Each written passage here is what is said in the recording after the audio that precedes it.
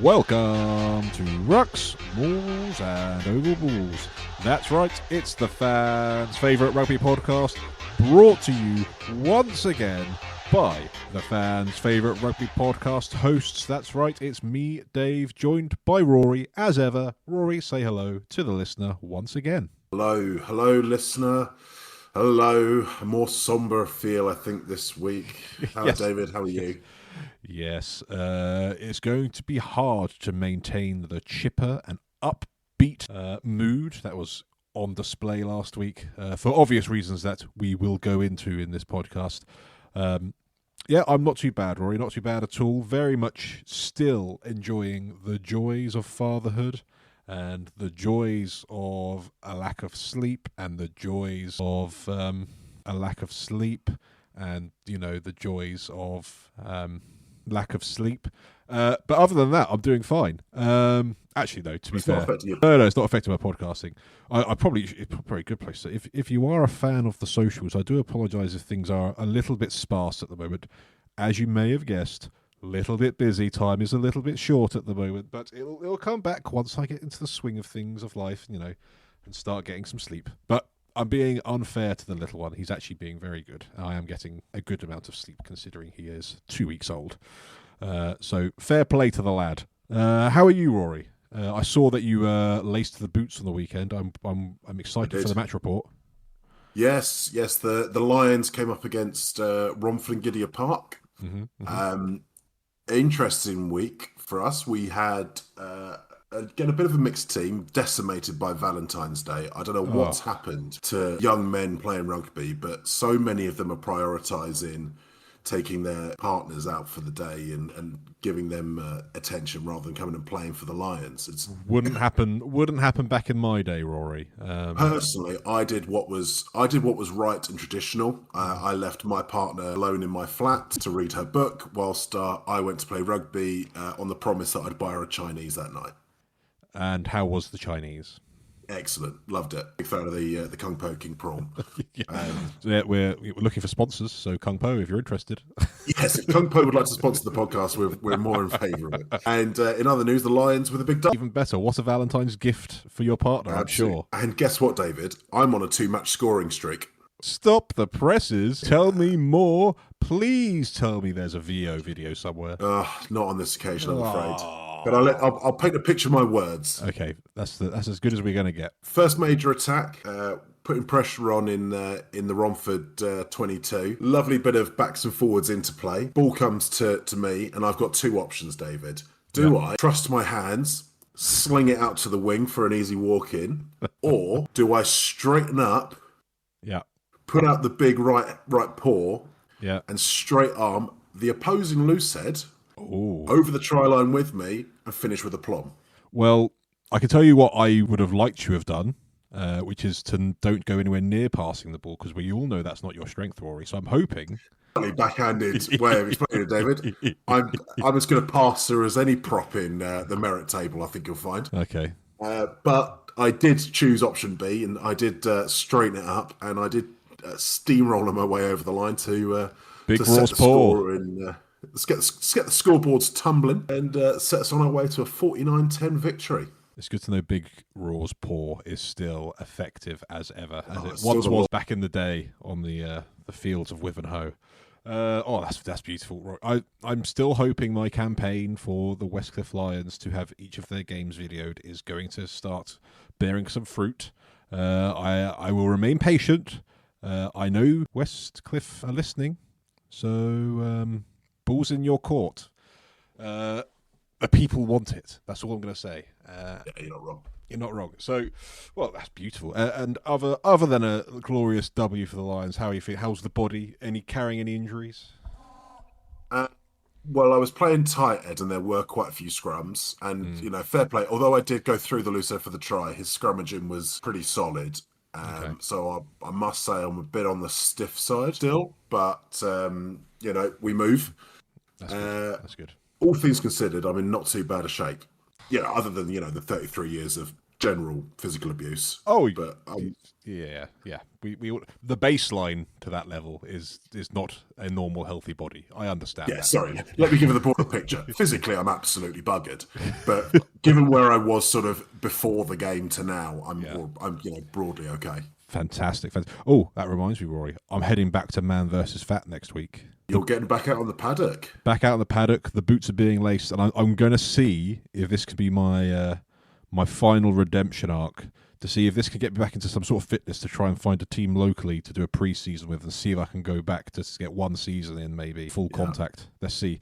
We'll see how. David, is this a suggestion that recently Fat has been beating Man in the Jones household? I think it's safe to say that Fat has been making a slow and cruel advance across the battlefield, and it's about time Man fights back. So this is the first step of the pushback, and hopefully, maybe a bit more rugby in the som that is your diet. Yeah. But we're not here to talk about us, Rory. I know we start every single podcast talking about us, but we know the listeners don't really care. I'm sure most of them fast forward the first 5 minutes, and I don't blame them. We are here to talk solemnly, honestly, because we're an honest pod, about the Six Nations this week. We've got some honest things to say this week. We have some honest things to say this week. And that's this week, we're just going to be talking Six Nations. None of the other fancy stuff we talked about in the past. Like, we could talk about the under-20 Six Nations, which, England are doing really well. Yee! But unfortunately, I don't want to juxtapose this week with that, because not quite so happy in the senior men's. Could talk about the Next Gen Academy League that's come to the end of its league stage this week, and it's building towards finals. But I feel like Six Nations is where we should focus. So that's what we're going to do. And let's do it. We'll start off, we'll do it as we always do, chronological order. And we start off over in Ireland, up against the plucky Italians. What did you make of the curtain raiser of round 2 of this week's Six Nations? Well, I think we can dispense with the plucky tag, actually. I think I off the basis of the first 2 weeks of this tournament, I'm now more convinced than I ever have been that Italy are not the plucky upstarts anymore. They are fully at the table. They feel to me like a team that is ready to step in the same kind of mantle that Argentina have held. Maybe Argentina held between, say, 2007, that particularly good World Cup, and maybe till just after the Jaguares ceased, when they were sort of, you could see the development, in real time. I feel like Italy are in that stage at the moment. They seem to have the pipeline of players. They seem to be really well coached. They seem to be physically matching up. And they now seem to have a level of depth to compete with the historic Tier 1 nations. Maybe not the absolute top tier, your South Africas, although they gave them a pretty tough game in the autumn.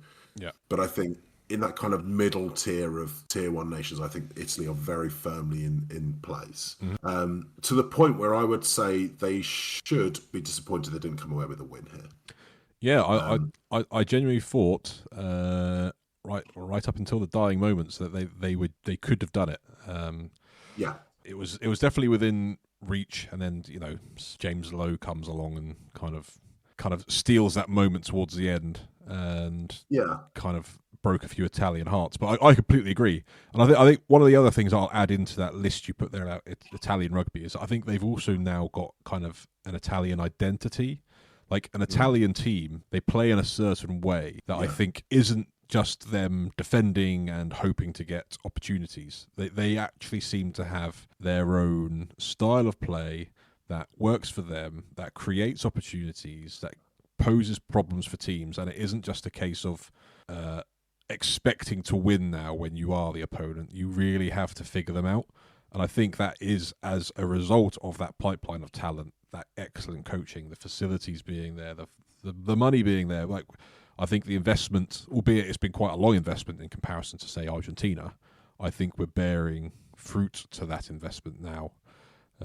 Yes, it's been, 26 years since the Six Nations started or something like that.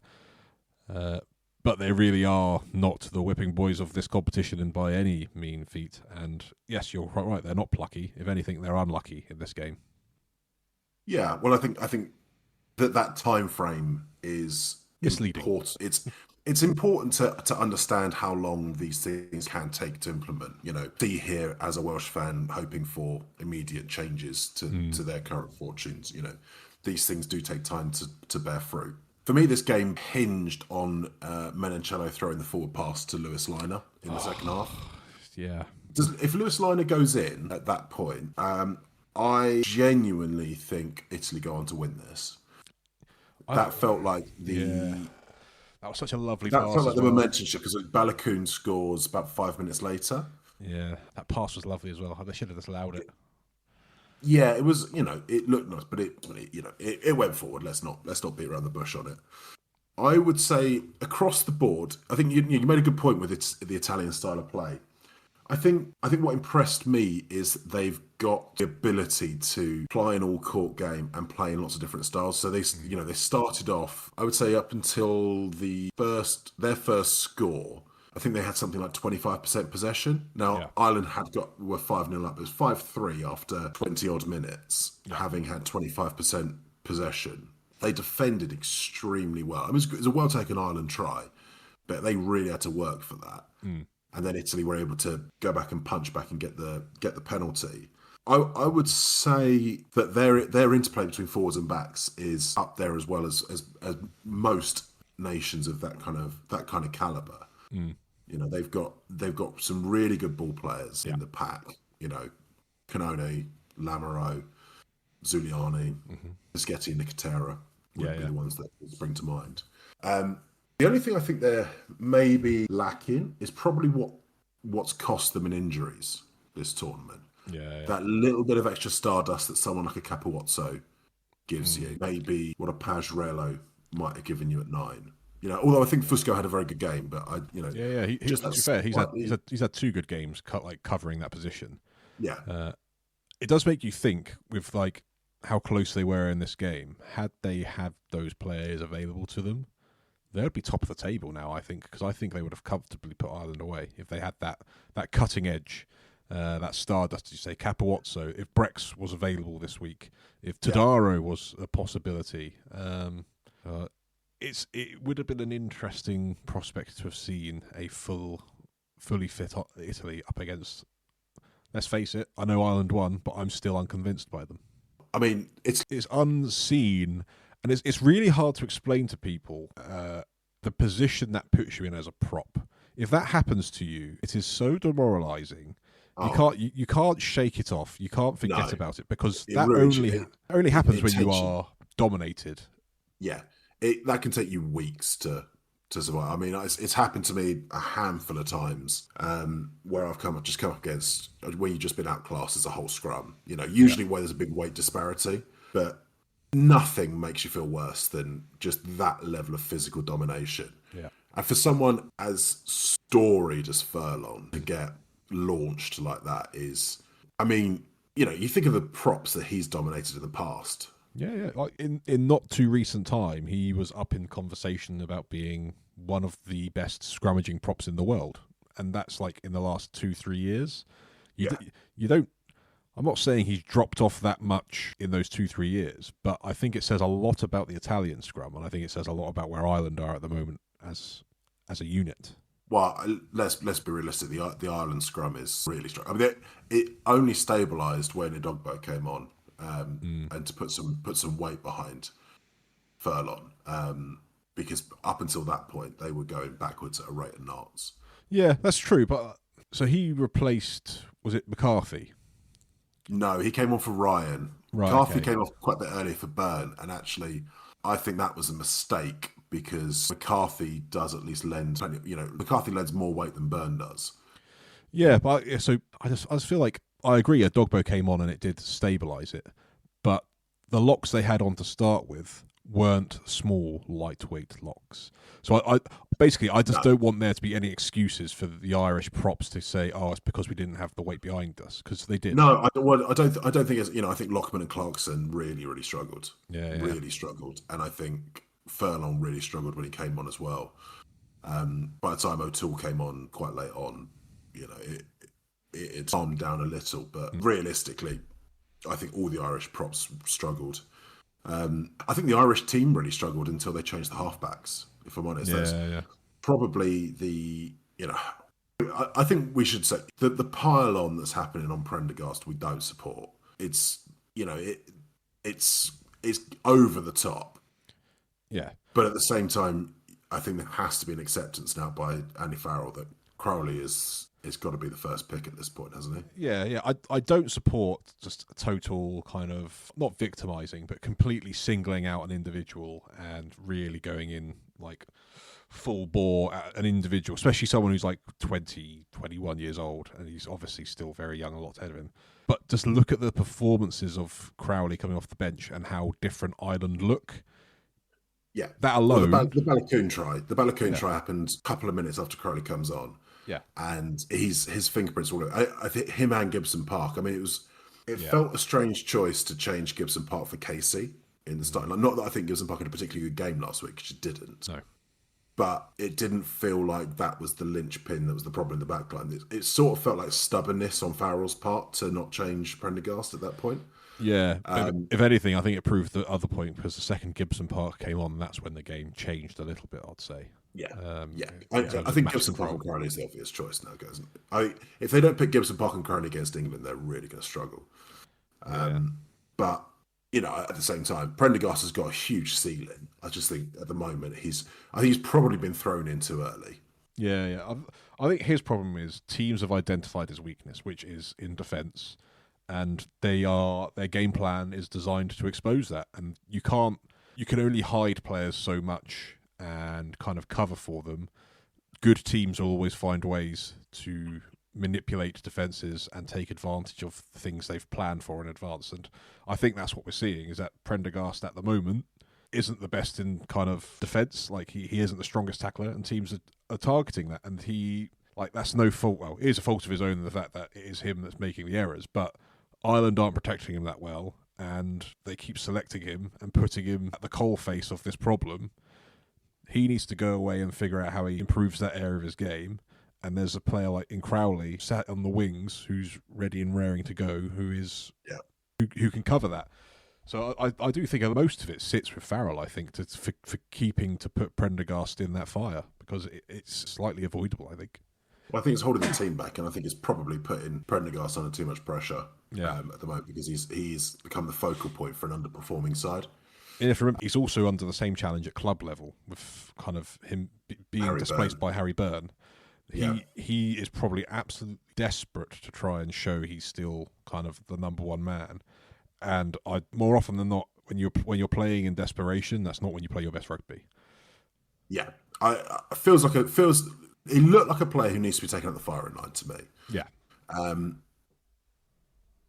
I don't think there were loads of good performances in the odds. I mean, I thought the Balakoon try was excellent. Actually, it was easily the best period of play Ireland put together. I thought Jordan Lowe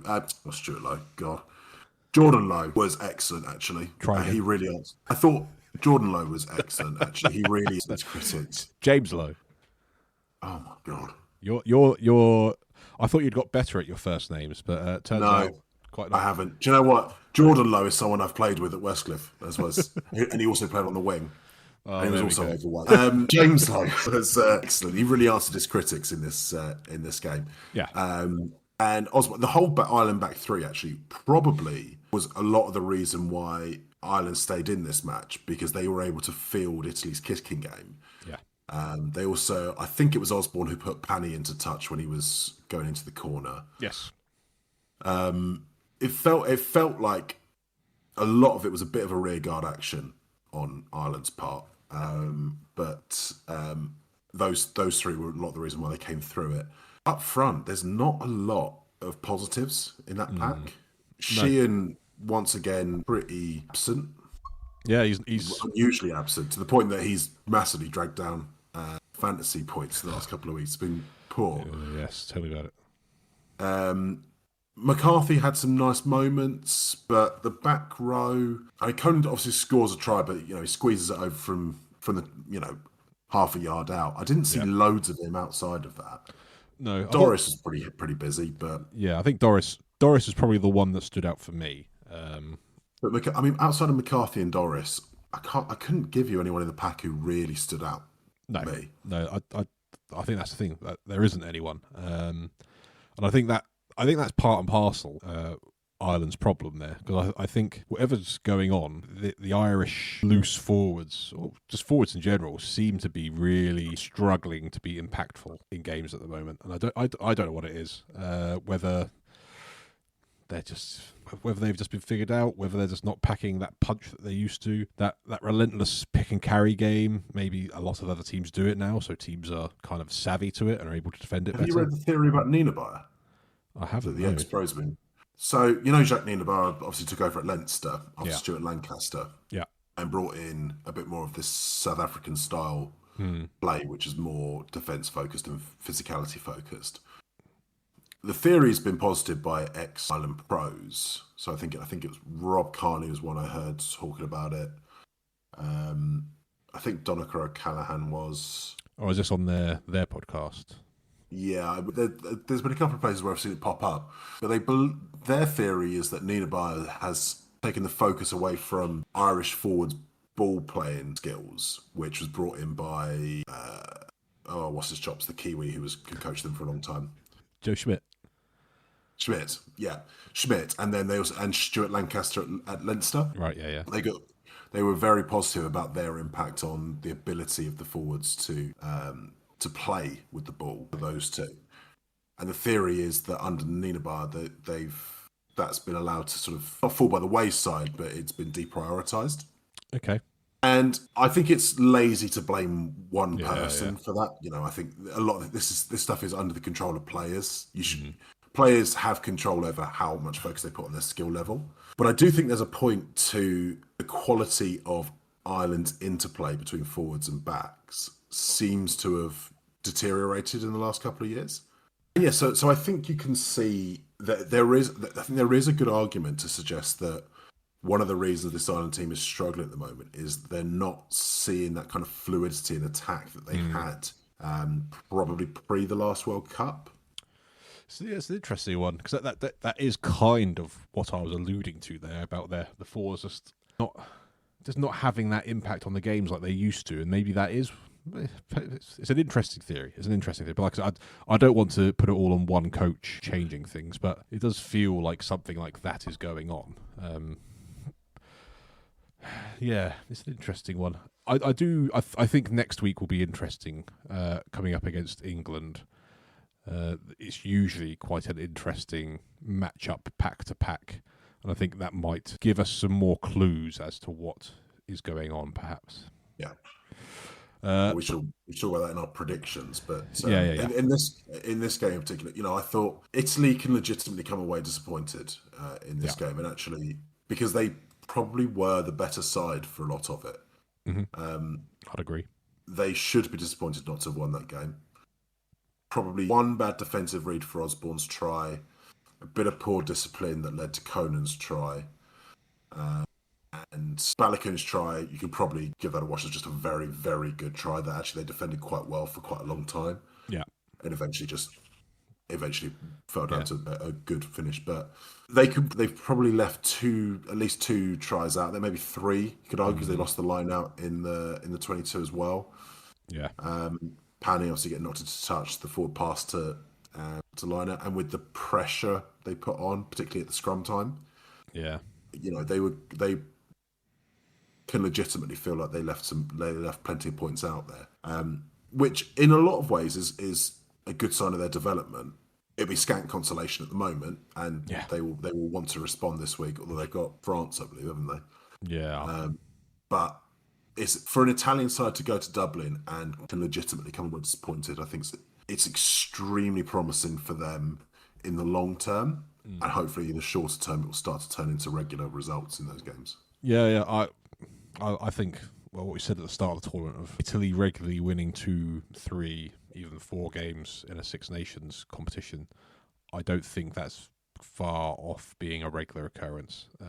It could happen this year. Who knows? Because we'll touch on England very shortly, but I can certainly see Italy beating Wales, and I could certainly see them causing some more trouble for some other teams. But yeah, this game itself ended 2017 to Ireland. 2013. 2013, my apologies, to Ireland. Which I agree. I think Italy will be kicking themselves. They were the better team. Ireland took the tries they could, again, being clinical, but ultimately unconvincing, and that scrum will be a huge, huge worry. But moving on, Rory, we move on to the second game of the competition in round 2, and that was up in Murrayfield. What an occasion. We've talked very, very positively about atmosphere of Murrayfield, but I fear that may be the limit of the positivity I can draw out of that event as an England fan. Before I go in full bore, Rory, please provide a more balanced and coherent thoughts on this fixture before I release my torrent abuse to what is a very frustrating performance. Well, in tribute to the Scottish performance, I don't own any Scotland kit, but in the old Billy Connolly joke about New Zealand is that all the most miserable Scots got on a boat, sailed around the world until they bumped into something that looked exactly like Scotland. So I've worn my All Blacks kit Very today. Nice. The charge is going to be levelled at Scotland that they could only get up for it when England are in town or are playing England. And I think there is something to that. And that is a charge that they need to answer sooner rather than later. I thought they were very good in this game on a number of different levels. I thought their intensity, disrupting England at the breakdown, pressuring them in defence, forcing them into a poor kicking game. I think that all came from, or a lot of that came from Scotland's pressure on England. I thought scrum aside, they dominated every facet of the match. They dominated the kick battle. They were phenomenal getting around England, exposing on the edges multiple times. I think not to pick out a couple of saints early on, David, but I think defending on the edge, Alex Mitchell and Tommy Freeman in particular are two that have to take a fair amount of responsibility for some of the defence on the edge there. Not necessarily entirely their own doing. I think Tom Roebuck as well was very guilty of poor defensive reads. The Jamie Ritchie try is a good example of that, where Maro Itoje ends up having to be the one trying to... No, it's not, sorry. The first Hugh Jones try, the corner, where Maro Itoje is chasing him after Tom Roebuck shoots out of defence to try and stop the pass. By some distance, I thought Tom Roebuck's poorest game in an England shirt.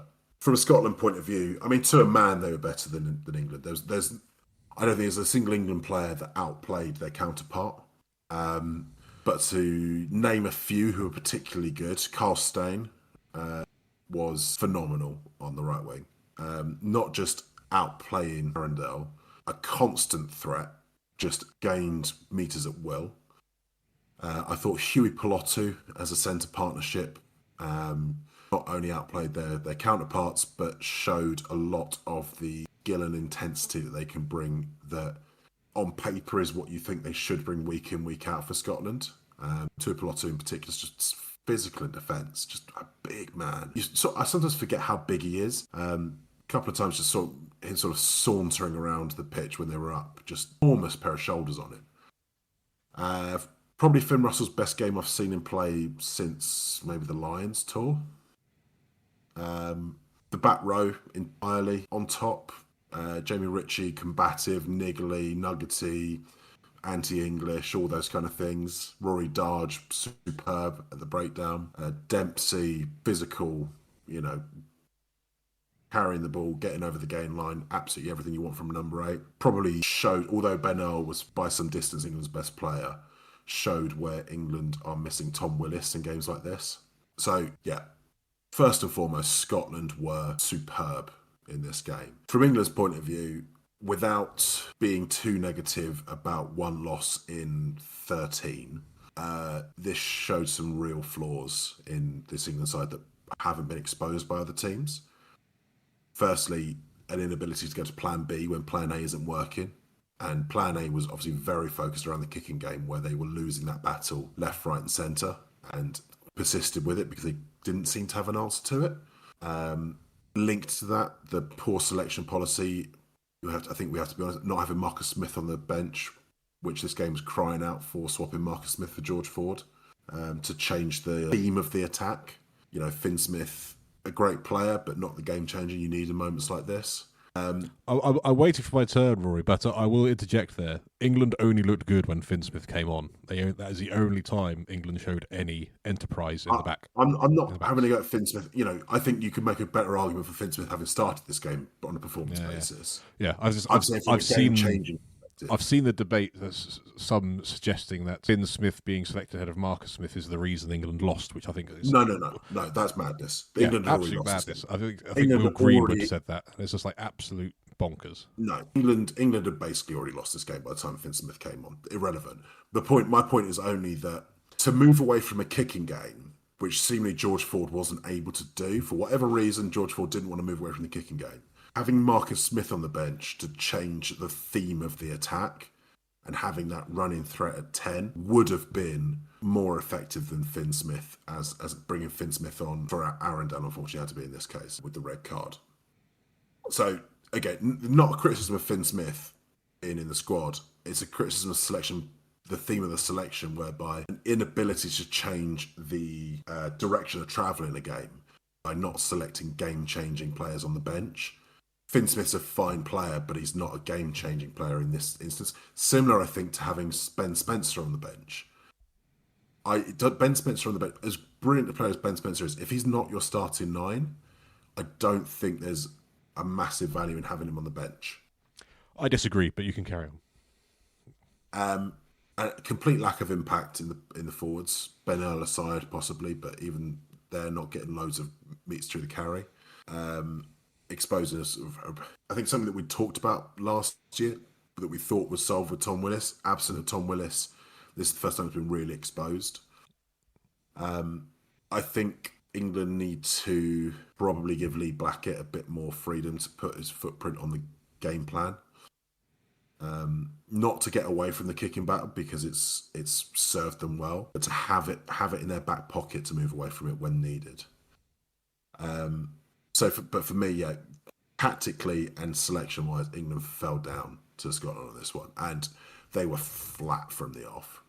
So emotionally, they weren't there. But David, no, your turn to tirade. So I think you've been far too kind to Scotland and far too kind to England. I don't think Scotland were that good at all. I think they were made to look good by an incredibly poor England who really offered very little in terms of imagination, creativity, attacking play.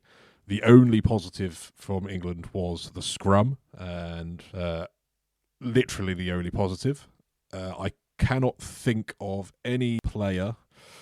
So I'm not going to single out any player for being poor. I know you pinpointed Freeman and Mitchell, but I think they were maybe exposed when Arundel's already off the pitch, which does make it difficult to defend an edge when you're defending the space of 2 men with 1 man. There's not a single player like Ben Earl. Yeah, people are saying he was the best player. Yeah, in an English shirt, he probably was the best player, but 80% of his carries were pretty ineffective and didn't really go far. And I think back to that Scotland performance. You've listed other players there saying how superb they were. I didn't look back at that game in the same way. I don't think they were that good. I think that England were that bad. They offered so many easy opportunities for Scotland to look good.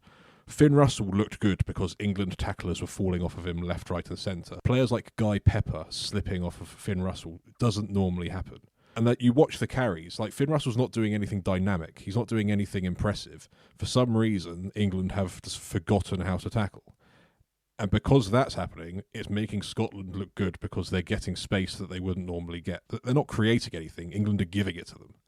And I think that's the difference. I don't think Scotland... That wasn't an 8 out of 10 performance from Scotland. That was a 6 out of 10 performance from Scotland. It was a 2 or 3 out of 10 performance from England across the board. And that's why they looked so good. The kicking game from George Ford was abysmal. And you're completely right. The inability to change that game plan is just bonkers. And the George Ford going for the drop goal, when he went for that drop goal, which was the absolute pivotal moment in this match that lost England any chance of recovering it, was the most brain-dead, stupidest decision I've seen in an England shirt for a very, very long time. Because scoring that drop goal made absolutely zero difference to what England required to get back in that game, because it would have taken them from being 11 points behind to being 8 points behind, which is still 2 scores, regardless. And it was so signposted and so poorly executed. It's just absolutely bonkers. And I'm going to go back to selection policy. Let's just remind ourselves that Finn Smith directed England through their best performing Six Nations, earned himself a Lions spot, and that is the only reason he lost the 10 shirt. George Ford inherited it, luckily, because he wasn't good enough to be selected for the Lions, and he's been kept there by Borthwick. I think it's about time Borthwick reverts back to Finn Smith, who had, for no reason, lost the 10 shirt. And I agree, had Finn Smith started this game, England may have won this game, because at least he does have an attacking game that's beyond his boot. He's also got a defensive game that's very good. So ultimately, I don't think Scotland were that good. I just think England were that bad. Okay. So I think there's a few things I'd like to just challenge you on there. I think the ability to make an international side, particularly one in the ascendancy as much as England, look bad, you have to credit the opposition for that. What did Scotland do to force the number of balls being dropped, the knock-ons? They didn't do anything. England were just poor. Like, Scotland didn't do anything different to any other team that England would go up against. Their defence wasn't that suffocating. When they had the ball, they attacked with intent and pace. They attacked the breakdown. They got quick ball constantly, played wide, played to England's weaknesses, identified where England were weak in the defence and attacked there effectively. They stressed that England defence. I mean, there's nothing. I think you can argue about whether Arundel deserved that first yellow card. Oh no, he didn't. I don't think it was I'm not even necessarily certain it was a penalty. No, I think it was a turnover for England. But I'm not going to say the refs the reason. No, I'm not either. But they're in that position because Mitchell misses the tackle on the edge. Scotland get down that edge and they have to scramble back to defend like that. Scotland put the pressure on that leads to that situation. I think England knocked it on, 3 times in the 20? I think Genja, Toje and Mitchell knocked it on in the 22. Scotland also defended a line-out maul on the try line, and they also tackled Freddie Stewart into touch 5 metres out. I think you can make a very good argument that Scotland were the architects of their victory in those circumstances. Now, you can put a percentage on it on how much of it's untidiness by England and poor execution by England, and there's no doubt that is a significant part of it. I just don't think you should discount the quality of Scotland's play to force that situation. I think Scotland were worth their victory, not because England were so bad and they were average. I think Scotland were really good and made England look bad. I think England started badly. I think England were absolutely a massive part of their own downfall. I mean, you can start it from before the first Scotland penalty, so this comes after 3 minutes. England win a line out, produce a massive maul that goes 10 metres up the pitch. Mitchell box kicks off of it, doesn't even attempt to play. Box kicks badly. England don't retain the call. Scotland attack down the other end, force a penalty and knock over the 3 points. You've then got Arundel binned on the 8 again. And I know you're going to think I'm picking on Mitchell here, but this is the first 2 significant problems that came from Mitchell's bad box kick, Mitchell missing a tackle on the edge against Stain, I think it was. Then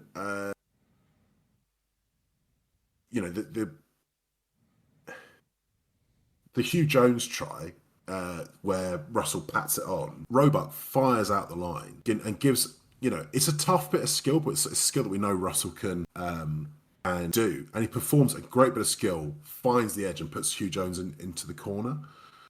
I think England were architects of their own downfall, but Scotland capitalised on it so well. And I don't think you should discount how good Scotland were to get their victory in this one. Like I said, it's a solid 6 out of 10 performance. That's solid. It's not a bad performance. I'm just saying England were that bad. Like, if you think about the difference in the scoreline was 11 points. 2 of Scotland's tries were gifts. Genge being unable to field the ball Well, and the drop kick. Before we go again, all right, I'm immediately going to link to Genge's defence here. No, I'm not digging Genge. Why is the loose head the one covering that? Oh no, I'm not saying it's Genge's fault. I'm just saying that's a gift to Scotland. Watch it back. I'll tell you who goes missing. Mitchell. He's covering that space and he goes missing. Yes, but it's in that red card window. He's been asked to cover Arundel. That's why he's missing. He's being asked to play out of position. So you can't dig at him too much because he's covering wing. He's not a winger. He's a scrum half.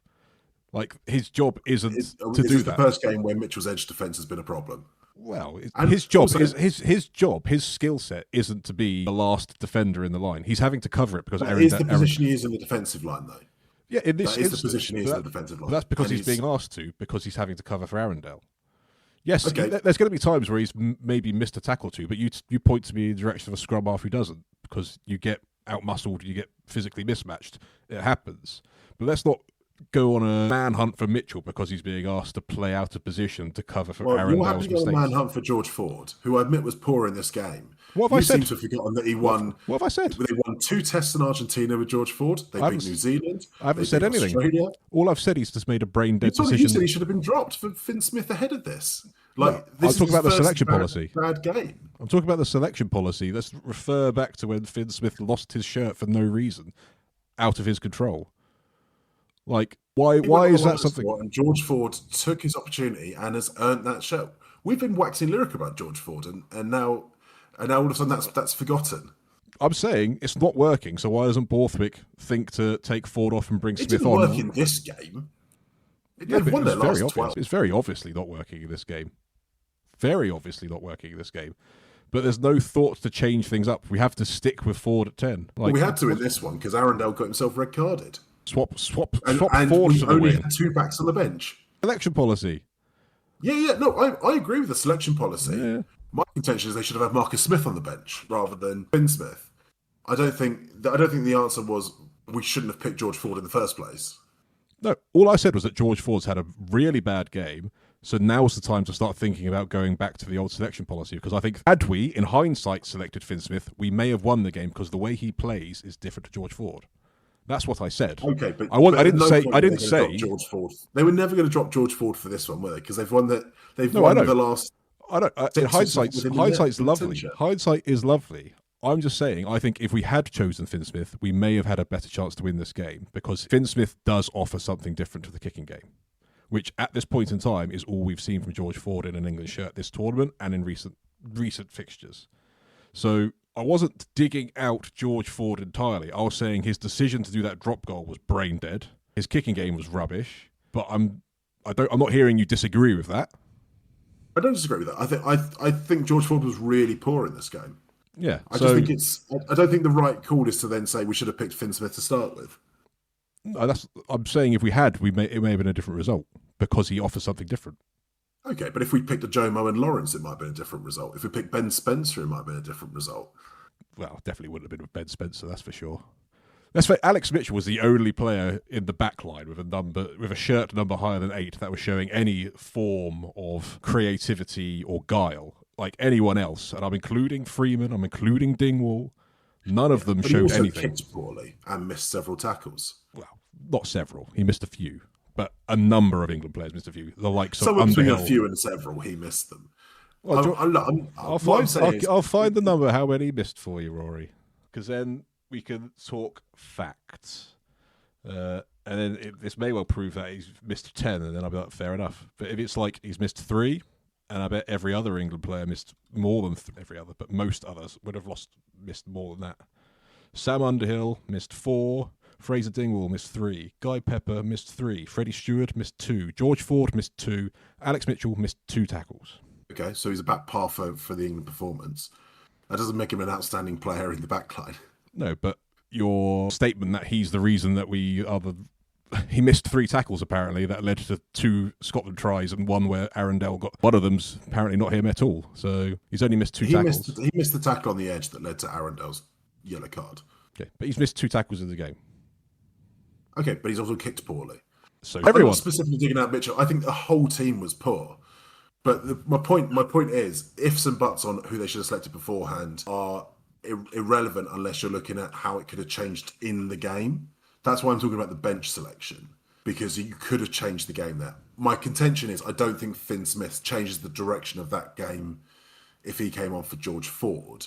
I think Marcus Smith could have changed the direction of the game because he brings something so different. But I think that's where I think Finn Smith does change, because I think Finn Smith offers a lot more than people give him credit for. I think he does have more to his game than people seem to realise, and that is why he was England's number 10 before he got called up for the Lions. That's why he. I don't dislike Finn Smith by any stretch.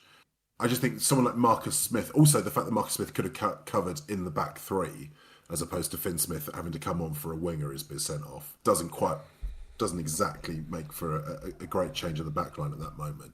But I just think Marcus Smith brings something so much more different to George Ford. That's where he could have changed that game. Well, yeah, possibly, but Finn Smith was sat there on the bench, ready and raring to go. And when he did come on, I thought that's when England started to actually throw the ball around and actually get into the Scotland 22.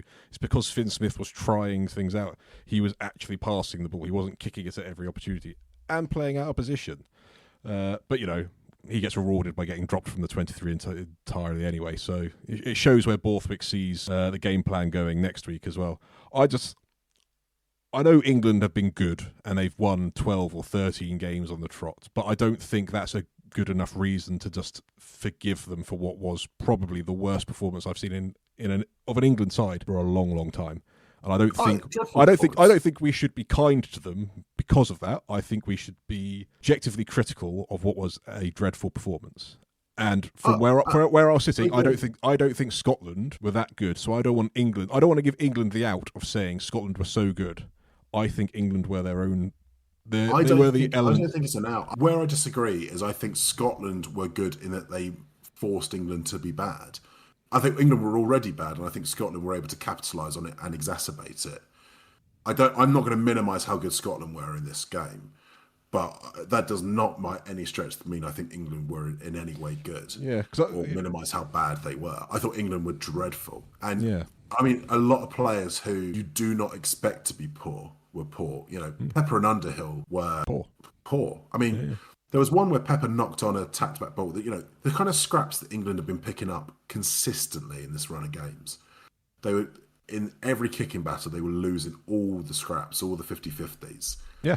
Knocking the ball on in the 22, Atoje, Genge, Mitchell, not securing a line-out maul, letting someone come through the middle to collapse it and losing the ball.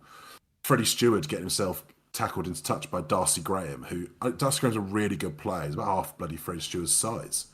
And he absolutely batters him into touch. Yeah, there's an argument to say, would a quicker fullback of the Carpenter mould, or maybe Marcus Smith, I think a quicker fullback may have had the legs to have avoided that situation as well. So there's a question mark around Stewart and being the 15. Maybe. I don't think we should throw baby out of the bathwater because of one bad performance. But I agree that there are absolutely questions that all of these players got to answer this week, including Freddie Stewart, including George Ford, including Mara Atoje. Pepper and Underhill have already been dropped for Pollock and Curry, which I think is probably the right call. I thought Pollock and Curry actually were significantly better than Pepper and Underhill when they came on. I'm not saying we should. I just don't think we should throw the baby out of the bathwater on every selection that was made against Scotland. But I completely agree and completely accept that effectively everyone in that 23, more or less, has real questions to answer in their next opportunity. Yeah, because I completely agree. This is the worst performance I've seen from England probably since Borthwick came in. Probably since the warm-ups to the 2023 World Cup. Yeah, 2-3 years, it's been their worst performance, and I think that's why I'm just, as you can tell, so passionate about it, Rory, because I don't want us to reverse all the good progress that had been made. Like, I think back to the Argentina summer tour, where George Ford was at 10, and we were playing proper rugby. Where's that gone? Why are we reverting back to this really, really poor standard of rugby, where it is kick first, think later? For me, it really looked like they were overawed in this game. They looked cowed by the game, and they shouldn't be. They shouldn't be. If that is what's happened, they shouldn't. They shouldn't be. That's where I think that's where I think the questions really are. I'm not even sure that we should necessarily be questioning whether there's an attacking game plan or there's a plan B. I actually think there probably is. I think this team were not able to adapt in this situation, were not able to change things sufficiently. They could not shift the momentum in this game. There probably is license for George Ford to switch from a kicking game if it's not working, but they didn't do it, and I don't know why. No. They just need to let Lee Blackett out of the cupboard. They obviously left him in Twickenham for that weekend, because what we've seen that he's able to bring to that England team was not on display on that pitch in Murrayfield at all, in any way, shape or form. And if it is Lee Blackett's game plan, he can go back to Bath, because that's not going to win England any Nations Championships. It's obviously not going to win England any Six Nations Championships, and we're not going to be challenging for the World Cup if our game plan is going to be kick ball, kick ball, kick ball. I don't think we should drop everyone and start sending coaches away after one bad performance, but I do agree that there's a lot of questions that need answering. It's the sentiment of the fact that I would like to have at least seen endeavour where at least something was tried, because then that's evidence of the coaches having an impact. If we're seeing the same thing, seen that in other games, though, I think it's this particular game. It hasn't happened for whatever reason, and that's where I think the occasion has overawed the players, because we have seen that in other games, but they didn't apply it in this game. And I think the question for me is, why were they not able to bring that in this game? I don't think it's a case of they aren't able to do it, because we've seen it. We've seen it against New Zealand. We've seen it against Argentina 3 times last year. We saw it against Australia. That's what we saw it with Wales last week. If they're not overawed by Argentina in the heartland of South America, why are they all of a sudden getting overawed by Scotland at Murrayfield, where they play every 2 years? This is the question. This is the question for me. Why is it Murrayfield that this England team can't cope with the pressure of the situation? I think what will be interesting to find out is how they cope with France in Paris later on in this tournament. I mean, even actually how they cope with Italy and Rome. Because actually, the really consistent thing is, under Borthwick, this team is not performing away from home, particularly in the Six Nations. So the question is, how are England going to respond to a yet another poor Six Nations away performance? Because it's already cost them the Grand Slam. And let's be frank, a performance of anything like this level, it's going to cost them a top 3 finish, because they won't beat Italy playing as well as this. No. That's what I was just about to say. Like, if they play like that against Italy, they will lose in Italy. They will lose to France. They 100% agree. And I 100% agree. If they play like they did against Scotland, against Ireland at Twickenham, Ireland could beat them the way that game was. If they don't make any changes and if they put the same performance on, that's how poor I think they were. But I think Ireland haven't been that good at all. No, but I think for me that it's the disparate, that there is a real disparity in this team between their home performance and away performance. Think back to the Six Nations last year. Their worst performance was Ireland away. I think under Borthwick, Wales away last year is the only away game he's won in the Six Nations. It's interesting. That's a real problem. It's a real problem. It's a real problem. Yeah, because you can't win Six Nations if you don't do it, and this team should be winning Six Nations. No, and I think because last week we were talking about how that performance against Wales was a little underwhelming. Yeah. And perhaps we've been lured into a false sense of security that England were doing so well. Well, this is where I just think, we shouldn't get too high when we win, but also, David, maybe let's not get too low when we lose, even with a performance as bad as that. We're a passionate pod, Rory. Yeah, well, yes, we certainly are this week, David. It's what happens when you don't have enough sleep. It made me so angry. It made me so angry watching that game.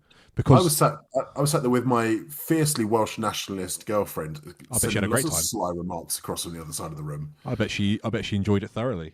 But she doesn't even care about rugby. She was just enjoying watching us lose. And that, everyone, is the joy of being an England rugby fan. Everyone just enjoys watching us lose. And we lost badly. It was 31-20, as I alluded to. A couple of loose tries, and who knows, it could have gone another way. But England did not deserve anything from the game, and they didn't get anything from that game. And Scotland deserved the win. They were the better team. But also, if you're a Scotland fan, don't get too carried away. Is what I'm saying. I'm not saying. I'm just saying Scotland. You haven't found your golden generation off the back of that performance either. But let's move on, Rory. I think we've done enough pontificating around that performance. A game I think we'll probably find a bit more common ground on: Wales versus France. And safe to say, at least one team in the Six Nations isn't disappointing. Wales continue to be poor. Yes, no, Wales are sticking true to form. In the show notes, David, you alluded to the commentary team taking any opportunity to find positivity. Oh, every opportunity. I'm going to also take that opportunity to a very low extent, and this is only from the performance the week before.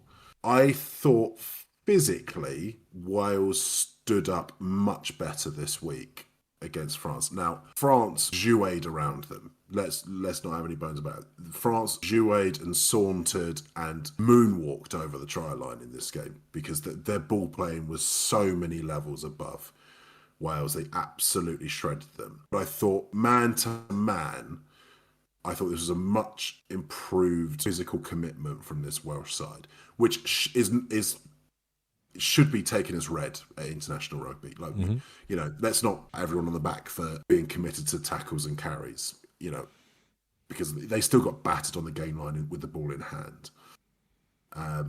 But I saw a significant improvement in commitment to defence from Wales in this game. But that is all much of a muchness when it comes down to reviewing this one, because ultimately, France just, they were playing the under nines at times. It was, it started ominously when Gaetan went over after like a minute or so. Yeah. And it never really looked back from there. I thought for me, the stars of the show in this, Jalabert once again, the star of the show in the back line. I thought the centres were really good. Broberet and Gaetan were both excellent. I thought Atasogby probably outshone BLBRA this week. Really, really prominent. There was one where he stepped around. It might have been Josh Adams, but it was just like they were just chasing shadows at some point. Yeah. Olivon. I've got a mate of mine. His wife. Her, if she was allowed a hall pass for her, it'd be Charles Olivon. I might have to make the same agreement with my missus that I'm allowed a hall pass for Charles Olivon as well. It was Thomas Ramos last week. Yeah, I know. It's a new Frenchman every week for me. I'm fickle like that.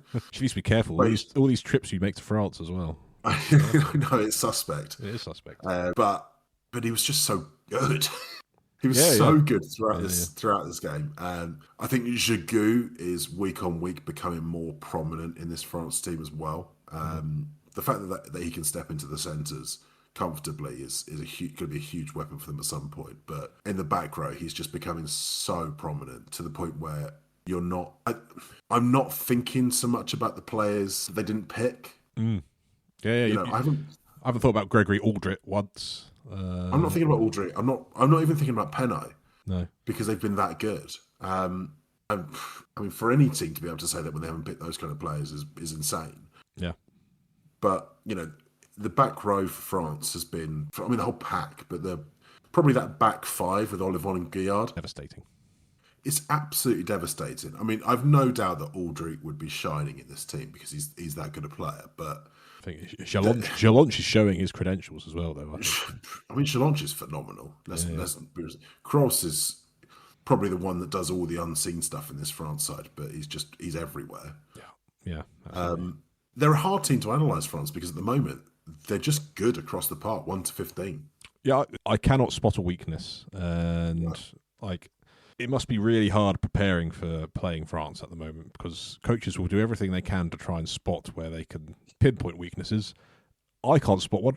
I'm no professional coach, but there's nothing obvious to me that they are showing any sign of weakness. Their scrum's holding up. We had question marks at the start of the tournament. No question marks there now. Their line out looks good.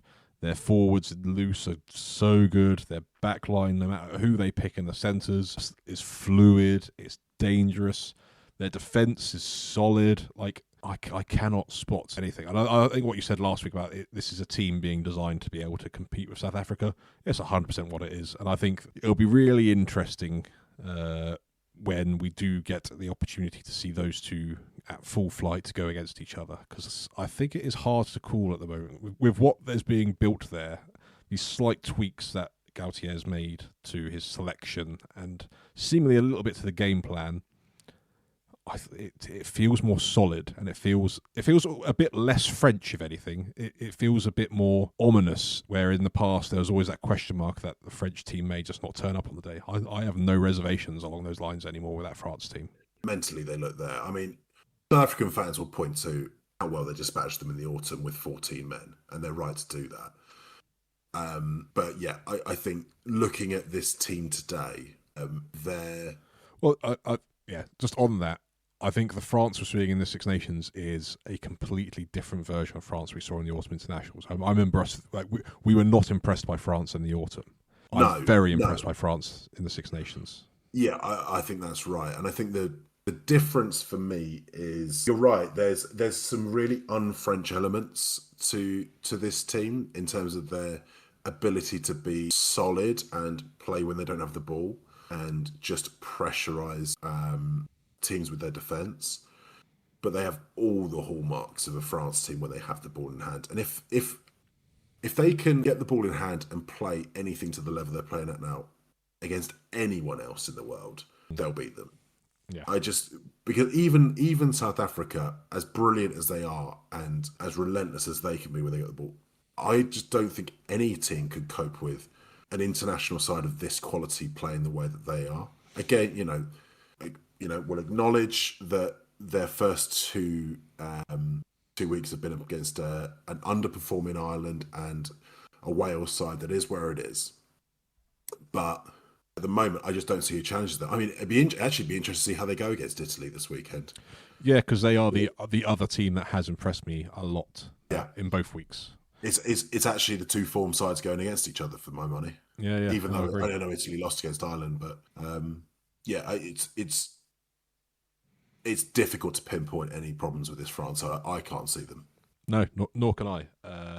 Which, hooray for them, I guess. And I will kind of not necessarily backtrack on my assessment of Wales being poor, because they were poor. And there's definitely, I think Wainwright's carrying brings a degree of optimism. Reece Samet is looking like a bit of a threat still at fullback. There are a few green shoots for them to kind of build on, but I still think, yes, they are playing with commitment now. Yes, they do seem to be carrying with a bit of anger maybe, and playing with a little bit of motivation that was definitely missing in week one. But not enough for me yet, for if I was a Wales fan, to think that a corner has been turned significantly. Oh God, no. I don't know. No, I don't think a corner's been turned. All I saw was them reaching minimum standards of physical commitment and defence. Yeah, which, when you're playing internationally, should be a given. For me, that's just a reflection of how bad they were last week against England. Yeah, that's true. That's true. It is hard to analyse and just to not wax lyrical about France at the moment. I think a challenge for France going forward, and it's something that I'm kind of picking up with, are we seeing a little bit of a shift of the main man not necessarily being Dupont? Because I think Jalibert in the first 2 weeks has been the main man, and Dupont is kind of being overshadowed a little bit. Well, I think it's interesting that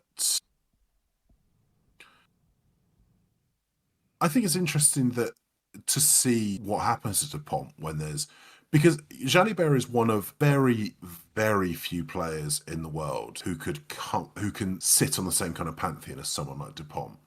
I mean, to be honest, Sasha Feinberg-Ngazulu and maybe Finn Russell, maybe Bowden Barrett, but I don't know if he reaches... the only players that could sit in that 10 shirt outside Dupont and command his kind of acquiescence in decision-making. Most 10s... Entermac, just like, a brilliant player. I love Entermac, but there's no slight on him.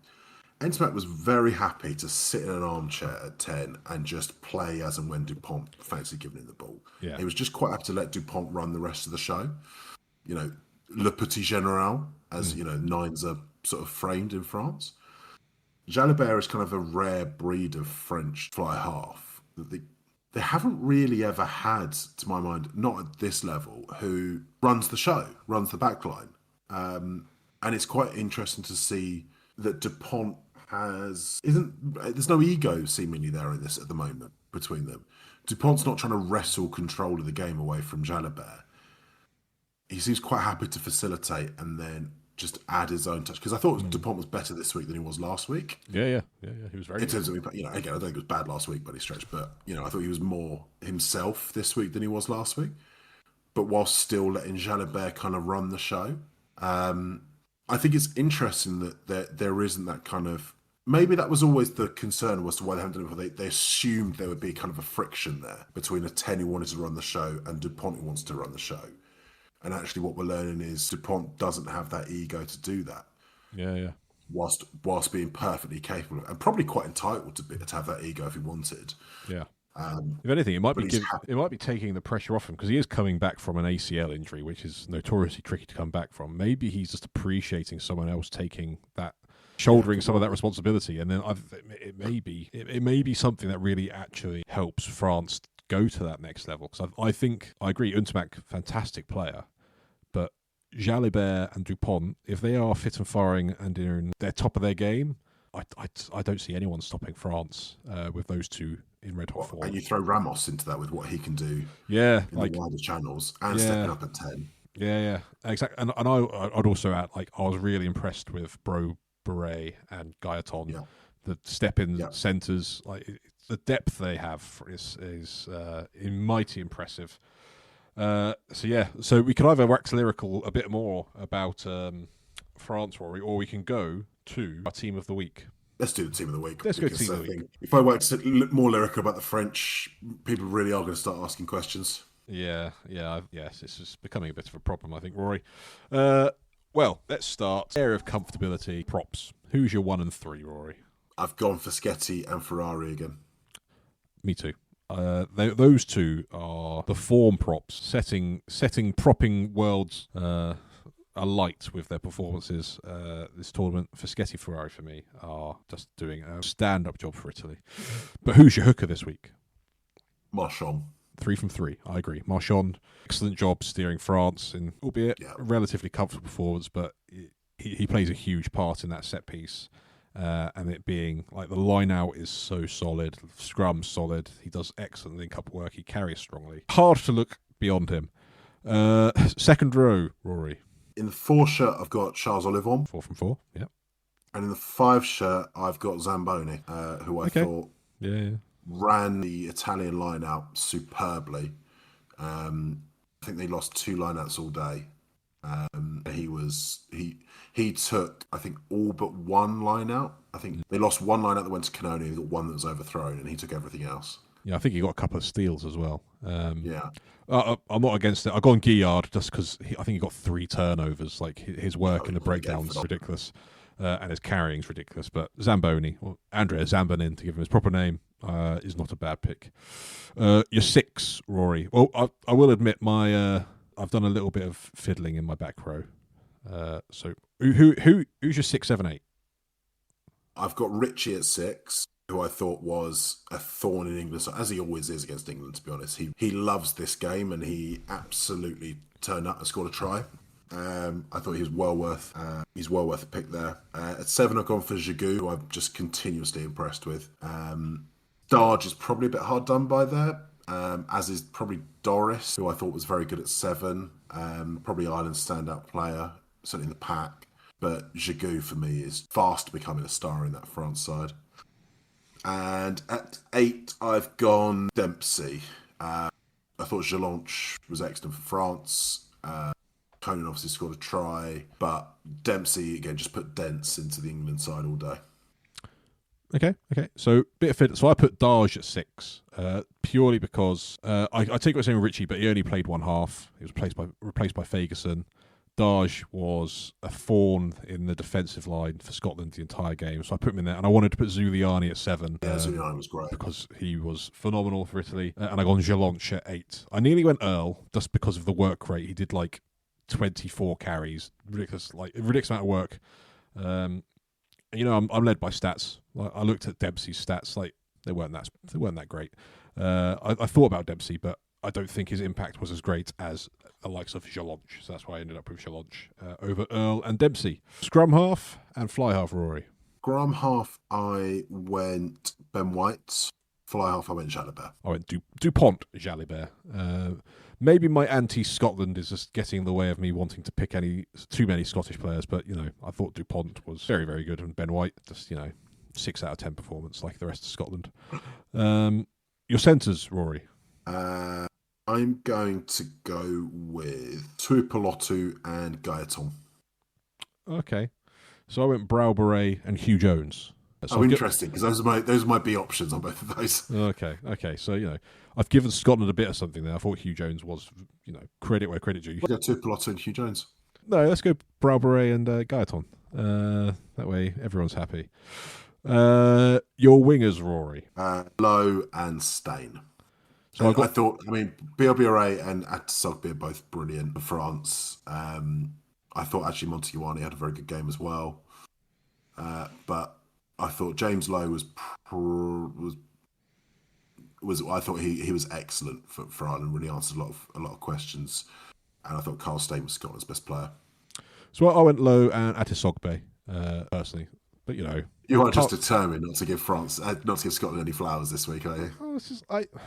He had a couple of nice moments, but beyond that, nothing too I wouldn't say it was a solid 80. I just don't think Scotland didn't offer that much in attack. That's what I think they defended well and they took their opportunities, but I don't think they offered that much in attack. And then when they did score, it was off the back of England errors. It wasn't anything off of their own making. That's why. Bonus point win. Yeah. Out of how many gifted tries given to them? Let's not get carried away. That's not off the back of the creativity. How many 22 entries did England have that they didn't take advantage of, but Scotland did? There's something to be said for taking your opportunities when they come, David. That's why there's no England players in my squad either, Rory. Then your fullback, Rory. I was tempted by Osborne, who I thought was very good for Ireland. I was tempted by Ramos, just because I fancy him. Mm-hmm. But I'm actually going to go for Pani, who I thought was really good for Italy again. Yeah, I had Ramos, and I was thinking just because he's such a handsome man and his place kicking's just a thing of beauty. Yeah. But I would happily let Pani come into that because I agree. Considering he's probably one of the lesser known Italian back three players. Come back from a big injury, and from what they were saying on the commentary, I think he's been struggling mentally to cope with the big injury he's had. So we've not actually seen much of him the last couple of years, but I thought he was phenomenal. There was one chip and chase in particular that was excellent. Nearly put Lamoureux in behind Osborne. Yeah. Okay. Yeah. I'd happily allow Pani to come in, and that leaves us, Rory, to do our week 3 predictions. Let's start off with the first game. The first game is that England Ireland. Is that the first one? Yeah. Well, Henry Pollock started at number 8, David. Oh, that means England are going to win then, doesn't it? Because I would like to point out that I didn't mention the Great Messiah's name once in my assessment because no.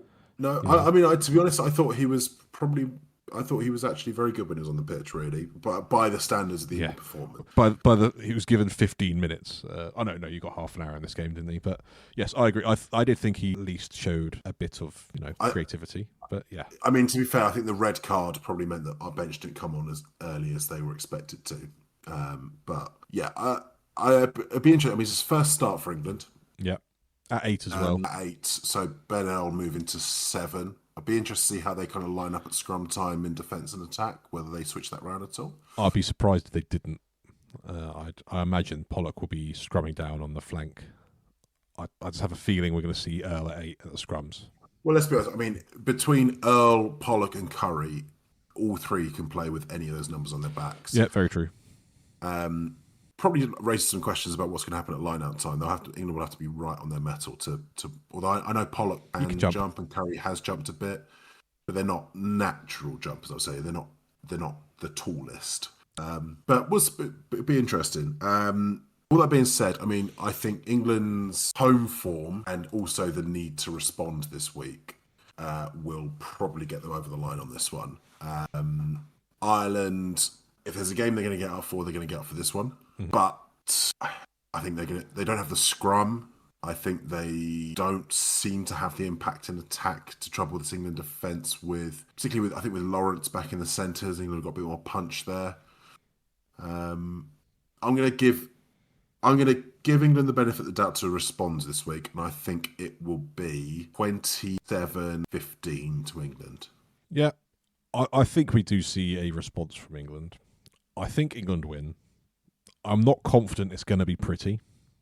I think it may be quite a regimented performance to try and ensure an England victory. I think we're going to see the scrum a lot. I think, maybe we'll see a yellow card for Ireland if their tight head gets pinged 5 times. It doesn't always happen, as we saw the weekend, but we might see a yellow card for Ireland, and England might take advantage of that, because I do see Genge having a field day up against Clarkson or Furlong, whoever they pick there. And Loughman will probably struggle against Hayes. So I do think, albeit England weren't able to make that work to their advantage at Murrayfield, I do think England will use that to advantage at Twickenham. So I do think England win. And I think it could be 7 points in it, but I think England will get a win. It'll be like maybe 4 tries to 3, something like that. Wales versus Scotland. Scotland bouncing after their triumph and amazing world-class performance. It would be so Scotland to lose this game. Yeah. It would be so Scotland. But I don't think they will, actually. I think Scotland will win this one. I don't think it will be as emphatic as Wales' first 2 results. But I would still expect this to be relatively comfortable for Scotland. I'm going to guess 33-19 to Scotland.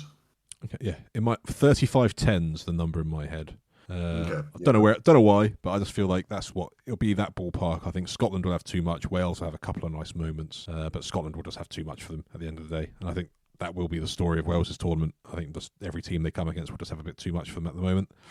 And then the final game, 2 form teams we mentioned, France versus Italy. Interesting. Where do you see this one landing? Well, ultimately, I think France are going to win this one. I think it'll be a good game. I could see this being an interesting game for both sides. I think Italy will put France under more pressure than they've had in the first 2 games. Yeah. I hope they've got enough kind of emotional reserves after the Ireland game to get up for this one. But ultimately, I think France will probably win this one. Relative ease, I'm thinking the number in my head is something on the lines of 38-20. Yeah, because I know Italy have the potential to be a banana skin for France. They have been in the past, but I think the way France are playing at the moment, I don't see them, certainly at home, slipping on this particular banana skin. But I think by no means Italy disappoint themselves. I don't think this is going to be a similar score that France got at the Principality. I have a funny feeling it's not going to be as high scoring as the other games. I think this one could be something like 22-15 or something like that. I think they might nullify each other a little bit, because I think Italy know how to defend. I think it's just going to be a question of how well they can do it for 80 minutes. And I do think they've got. They'll have to be on their mettle. Yeah, absolutely. But so I think that's where it goes. Maybe France would probably score a bit more, but I think it'll be a really good game regardless. But I do see France coming out on top. But yeah, let's see how this weekend goes, and hopefully I'll be in a much better mood next week, Rory. Fingers crossed. Fingers crossed, eh? But yeah, that's us, Rory. Well, that leaves us with Rory's final thought before we go to the closing jingle. Does anyone recommend some earplugs and eye masks for David before next week so that he's more cheerful for our next record? We've been Ruxballs and Oval Balls. I'm going to go shopping for some eye masks and earplugs just so I don't annoy Rory anymore. We'll be back again next week, hopefully with a bit more optimism and cheer. But if you've enjoyed listening, please do like, follow and subscribe, and we'll be back again. Ta-ra! Ta-da!